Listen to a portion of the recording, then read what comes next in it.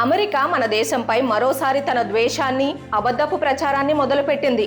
భారతదేశంలో మత స్వేచ్ఛ లేదంటూ మన గూఢచార సంస్థ రా పైన, దేశభక్త సంస్థ RSS పైన ఆంక్షలు పెట్టాలని ఒక రిపోర్ట్ ఇచ్చింది. అమెరికాకు చెందిన USCIRF అనే ఒక కమిషన్ భారతదేశంలో మైనారిటీల హక్కులను కాలరాస్తున్నారని, అందుకే మన దేశాన్ని అత్యంత ప్రమాదకరమైన దేశాల జాబితాలో చేర్చాలని సిఫార్సు చేసింది. అసలు ఏ హక్కుల ఉల్లంఘన గురించి మాట్లాడుతున్నారు వీళ్ళు? ఈ దేశంలో మైనారిటీలకు ఓటు హక్కు లేదా? చదువుకునే హక్కు లేదా?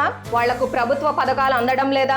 మనతో సమానంగా అన్ని అవకాశాలు పొందుతున్నారు కదా, మరి ఏ ఆధారం లేకుండా ఇంత పక్షపాతంగా ఎలా మాట్లాడతారు? ఇక వాళ్ళ హిపోక్రసీ చూడండి. రోహింగ్యాలకు మనం ఆశ్రయం ఇవ్వట్లేదని వీళ్ళు బాధపడిపోతున్నారు. మరి మీకంత పెద్ద మనసుంటే మీరెందుకు వాళ్ళని మీ దేశంలోకి తీసుకోరు? మీకు దమ్ముంటే రోహింగ్యాలను, వ్యూగర్ ముస్లింలను మీ దేశంలోకి ఆహ్వానించండి. మీ కళ్లకు పక్కనే ఉన్న బంగ్లాదేశ్ లో, పాకిస్తాన్ లో హిందువులపై జరుగుతున్న దాడులు, హత్యలు, అత్యాచారాలు, బలవంతపు మత మార్పిడిలు కనిపించవా?